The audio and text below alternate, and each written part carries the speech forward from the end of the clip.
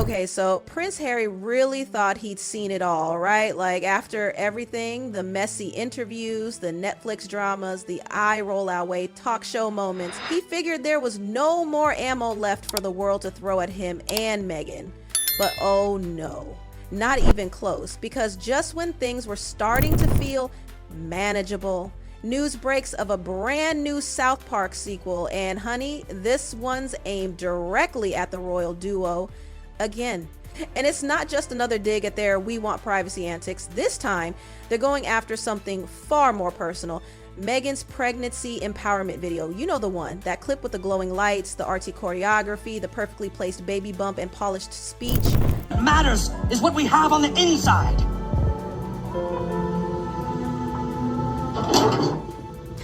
Hello? Yeah, that one. Apparently the creators of South Park saw it and they're not letting it slide. On the outside, Montecito is still its usual Pinterest perfect paradise. Breezy palm trees, serene paths, perfectly manicured hedges. But inside their mansion, whew, it's DEFCON 1. We're talking staffers glued to Reddit threads at sunrise, monitoring Discord leaks like it's some royal military op. The PR team, they're fighting over every single word in drafted statements. Strong but not too strong. It's the worldwide privacy show. Come on. We want privacy. We want privacy. Sensitive but not weak. And Harry, oh God, poor Harry. Insiders say the Duke is spiraling hard. He keeps his phone on vibrate while he sleeps, jolting awake every time there's a buzz, just in case something new drops. He's rewatched that first South Park episode dozens of times, trying to analyze it like it's a battlefield map. Just how bad will this new one be? You remember that first cartoon, right? That brutal roast with the worldwide privacy tour, where animated Harry and Meghan practically screamed, "Leave us alone!"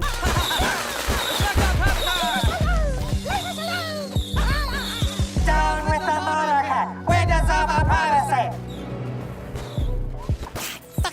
While parading in front of crowds with neon signs.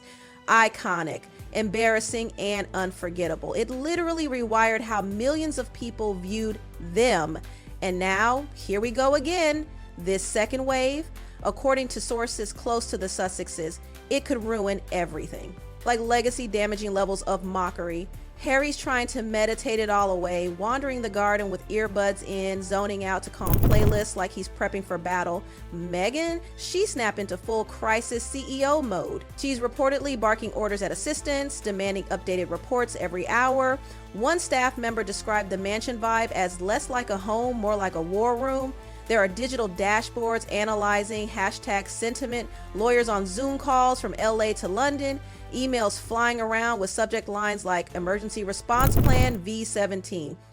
What's terrifying Harry isn't even the idea of being laughed at anymore. It's the helplessness, the fact that this episode is already done, finalized, locked in some Colorado animation studio, and there's nothing he can do to stop it.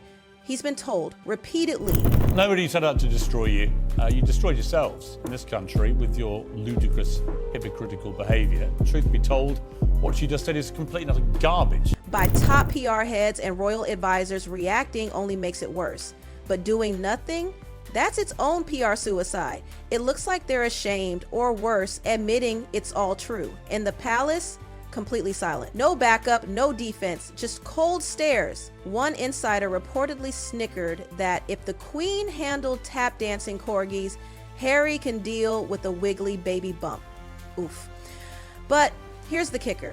This time, Meghan's brand is on the line. Her whole public image risked being blown to smithereens. Leaks from the South Park writers' room say the episode hits every beat of her pregnancy video, ring lights, candid crying, even the choreography. The writers apparently turned it into a satire where every twerk shakes a pillow of truth. Yeah, not just a joke. This is a hit job in cartoon form. The Sussex daily schedule now revolves around damage control. First thing each morning, Legal Huddle zooms with high-end lawyers from both sides of the Atlantic, all scrambling to figure out a way to block the episode without looking like crybabies. But no luck. Meghan's Beverly Hills legal team laid it out straight. Satire laws in the US are ironclad. Unless South Park literally accuses her of giving birth to a dolphin or Harry of believing the earth is flat, There's zero legal standing. Even if they tried to scare Paramount with a cease and desist, one lawyer warned they'd probably turn that letter into a skit with voices and everything. Next strategy? Meghan's team tried pulling the emotional card. Could they claim emotional distress over mocking a pregnancy? Lawyers gave a collective shrug when the video was posted voluntarily and the subjects are public figures. Yeah, courts don't care. One legal memo reportedly said, you can't parody a lie if it's already self-published. That line, it's now the sick joke being whispered during every stressful Zoom. Grim, but weirdly poetic. Harry even reached out to old media friends asking for backdoor info. Could they maybe soften the episode? See if there's wiggle room? Nope, executives shut that down fast. We love you both, they said. But it's South Park. Nobody tells them what to do, one Paramount insider, who once posted selfies with Meghan at a Netflix party, replied with a single line, comedy is currency and they own the mint. Then came the influencer outreach. Meghan's team contacted wellness coaches, skincare influencers, motivational speakers, the same crowd who once adored her. The goal? Spin the narrative. Get people to say, mocking a pregnant woman isn't funny, it's misogyny. Some were interested for a price, like 5-figure payments. But with Meghan's brand ever already on shaky financial legs, that plan fizzled out. Online, it's chaos. Hashtags flip daily. Fun viral TikTok shows real Harry adjusting a ring light side by side with a fake South Park scene, and honestly, you can't even tell which is real anymore. That's how good the parody is, or how on the nose the original video was. Even Meghan's PR team is panicking.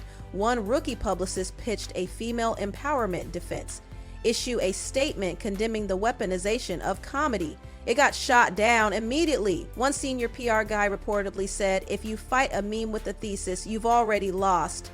They're now on version 23 of a rolling crisis response plan, each version outlining every possible move, from public interviews to complete silence. Every choice comes with major risks. Laugh it off? That clip becomes the next punchline. Stay silent? Looks like guilt. Get too emotional? Proves every critic right. And still, nothing from the palace. Not a word. One royal insider coldly noted, if you monetize the crown, don't be shocked when the crown gets mocked. And now the digital avalanche is out of control. With every passing hour, Harry's name is trending, but not for anything he'd actually want. The internet? Oh, it's having a field day. Parody clips of him fumbling with ring lights. Cartoon Meghan yelling, more sparkle, while her animated baby bump bounces like a beach ball. TikToks, memes, spoofs, duets, it's non-stop. Influencers are literally doing bump work, reenactments to farm views, reaction videos racking up millions. For the internet, it's golden. For Harry and Meghan, it's a freaking PR nightmare. Their internal analytics dashboard is flashing red and engagement is through the roof, sure, but positivity? Flatlined. One chart reportedly breaks it down like this: 61% mockery, 27% sarcasm, 8% defense, 4% undecided. Yup, that's not a public conversation anymore, it's a public roast. PR experts are panicking. They're saying this isn't just bad optics, this is full-blown brand rot, especially for the charities and projects still tied to Harry, like his mental health campaigns or the Invictus Games. Word is, 2 major sponsors have already quietly asked to revisit logo placement until the storm clears. And Meghan's lifestyle brand? Toast. Already struggling, now it's being lumped into jokes with Goop. Twitter's calling her empowerment products stage props. One viral parody ad even featured her infamous Pillow of Truth reimagined as a sleep aid that only works if you record yourself using it. Even fan accounts are disabling comments to avoid becoming cannon fodder. It's damage control at every level. And so now the Sussex camp is debating 2 very risky exits. Option 1, lean into it, yup, just embrace the cringe. Release a chill, casual video, something like a family beach stroll. Harry and Meghan giggling about the parody, showing the world they can take a joke. Sounds cute, right? Except here's the risk. If South Park grabs that laugh and loops it into the next episode, it becomes their forever soundbite. A laugh that haunts every future appearance, every interview, every speech. Option 2, redirect the narrative, try to turn this into something bigger. Use the episode as a launchpad for a message campaign about online bullying, maternal dignity, and satire ethics. Maybe tie it to charity work, maternal health, digital toxicity, that kind of thing. But again, dangerous territory. If it comes off as too polished, too calculated, the internet will label it mocked. Another attempt to hijack outrage for personal PR. And the mockery, it'll only grow sharper. Here's the cold truth. Nothing can undo the episode. If even one punchline sticks, just one unforgettable zinger from the cartoon goes viral, that's it. Game over. That punchline becomes canon. Doesn't matter what the reality is, the perception becomes the new identity. And no heartfelt podcast or charity gala can undo it. Meanwhile, back in Montecito, one staffer described the mansion atmosphere as emotional trench warfare. Harry's moods swing like a pendulum, upbeat after a strategy call, then brooding by lunch. Meghan, quieter, focused, obsessed with plugging leaks inside their own house rather than handling what's happening outside. The PR heads are holding emergency meetings asking brutal questions like, should they cancel public appearances, delay the skincare line launch, postpone speeches, go radio silent for a while? And the worst part, no one has answers. No one knows what will work or if anything can. Because at the end of the day, the South Park episode is coming. It's real, it's finished, it's about to drop. And the internet? Already laughing. Once that airs, whatever Harry and Meghan were trying to rebuild, dignity, brand value, relatability, it could all be washed away by a cartoon that just hits too close to home. Because this isn't about rubber bumps, twerking, or memes. This is about the horrifying power of a joke that sticks. And in today's world, that joke becomes your legacy.